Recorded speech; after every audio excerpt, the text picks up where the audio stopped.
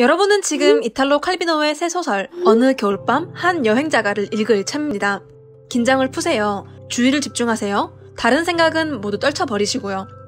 여러분을 둘러싼 세상이 흐릿해지도록 내버려 두세요. 문은 닫는 게 좋겠어요. 문 밖에는 항상 텔레비전이 켜져 있으니까요. 당장 사람들에게 이렇게 말하세요. 아니, 텔레비전은 안 보겠어. 사람들이 여러분의 말을 듣지 못했다면 더 큰 소리로 말하세요. 난 독서 중이야. 방해받고 싶지 않다고.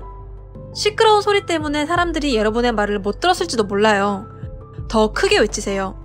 난 지금 이탈로 칼비노의 새 소설을 읽으려고 한다고. 말하고 싶지 않다면 아무 말 하지 않아도 됩니다. 사람들이 여러분을 가만히 두기만 하면 돼요.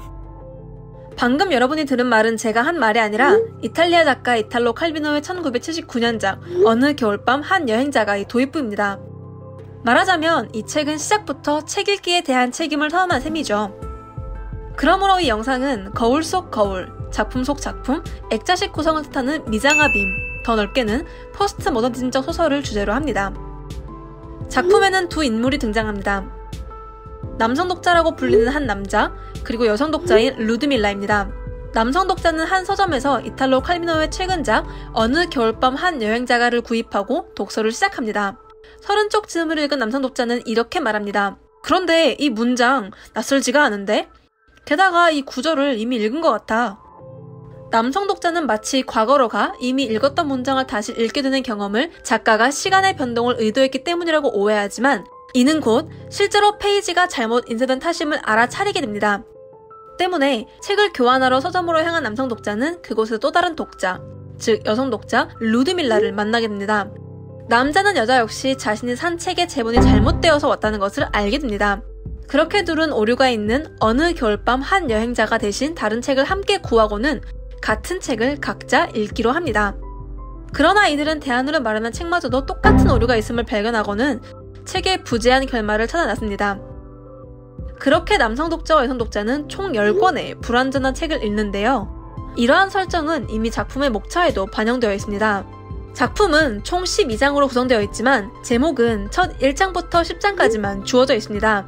1장은 작품의 제목과 똑같은 어느 겨울밤 한 여행자가 라는 제목으로 시작하죠. 흥미롭게도 각 장의 제목은 쭉 이어집니다. 어느 겨울밤 한 여행자가 말버르크 마을에서 벗어나 가파른 해변에서 몸을 내밀고 바람도 현기증도 두려워하지 않으며 어둠이 짙어지는 아래를 내려다본다.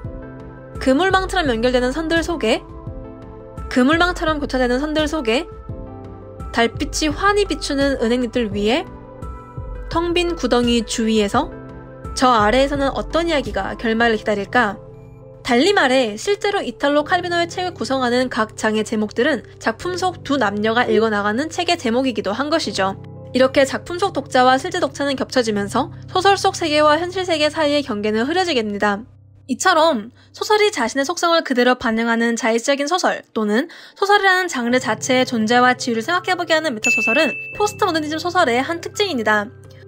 포스트모더니즘의 정의를 한마디로 결정짓기란 어렵겠지만 포스트모더니즘으로 분류되는 작품들은 대체로 기존의 정정문학의 권위에 의문을 제기하고 그 권위로부터 해방되려 하는 경향을 갖습니다. 좀 더 시대적인 맥락을 가져오면 그리고 문화비평가 프레드릭 제임슨이 관찰한 바를 빌리자면 포스트모더니즘은 1920년대에 일어난 운동답게 후기 자본주의 그리고 소비사회와 괴를 함께합니다. 이 시기에는 주체와 창조자가 아닌 대중과 소비자의 위치가 중요해집니다. 이러한 맥락 안에서 포스트모더니즘 소설로서 칼비노의 어느 겨울밤 한 여행자가 속 작가들은 작가의 권위를 완전히 상실한 셈이 됩니다.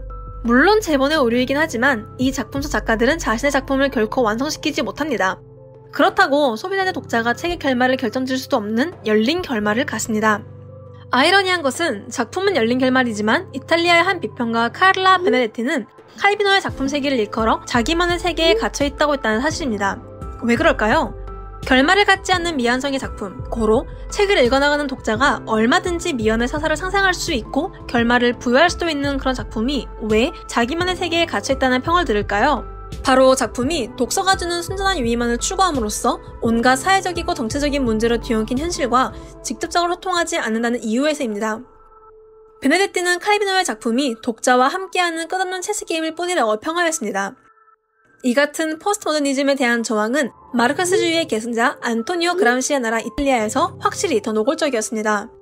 실제로 칼비노와 동시대에 활동했던 시인이자 소설가였지만 현재는 영화감독으로 더 유명한 피에르 파올로 파졸리는 그가 속한 시대에는 모든 가치가 상품으로 매겨지고 모든 계급에서 주체는 오로지 소비자로 환원되는 것에 대해 비판적이었습니다. 마치 칼비노의 작품들에서 소설이라는 장르가 독자의 독서행위에만 치중하고 다른 모든 현실적인 문제는 뒤로하고 있다는 비판처럼요. 하지만 어느 겨울밤 한 여행자가 라는 작품이 우리에게 환기하는 문제가 아예 없는 것은 아닙니다. 예컨대 독자로서 우리는 어느 겨울밤 한 여행자가에 왜 하필 남성 독자와 여성 독자가 나뉘어 등장하는지 생각해볼 수 있지 않을까요? 물론 다소 뻔하게도 두 남녀는 책들의 결말을 찾는 여정에서 사랑에 빠지고 결혼에 이릅니다. 하지만 이 같은 로맨스를 제쳐두고 좀 더 정치적인 젠더 문제를 들여다볼 수도 있겠습니다. 예컨대 책의 한 대목에서 칼비노는 노골적으로 남성 독자를 환기합니다. 바로 남성 독자여 기분이 약간 좋아져도 괜찮을 것 같다 라며 남성 독자를 호명하는 부분이죠. 칼비노는 남녀관계에 있어서 남성 독자와 동일시할 수 있는 것 같습니다. 물론 이 말이 작가로서 이탈로 칼비노가 여성 독자의 내면에 전혀 다가가지 못한다는 의미는 아닙니다. 하지만 작품 속에서 남성 독자에 버금가는 여성 독자에 대한 노골적인 동일시는 좀처럼 찾기 어렵습니다. 우리가 만약 칼비노의 작품이 순전히 책 읽기에 대한 즐거움만 추구한다는 비판을 받아들인다면 이 작품이 성과 젠더를 다루는 방식을 탐구해보는 것도 색다른 독서법이 될 수 있지 않을까요? 만약 어느 겨울밤 한 여행자가를 재밌게 읽으셨다면 또 독자 중심의 포스트모던한 서사에 더 빠져들고 싶다면 이탈로 칼비노의 다른 저작들 마르코 발도, 교차된 운명의 성, 보이지 않는 도시들 역시 읽어보시길 추천합니다.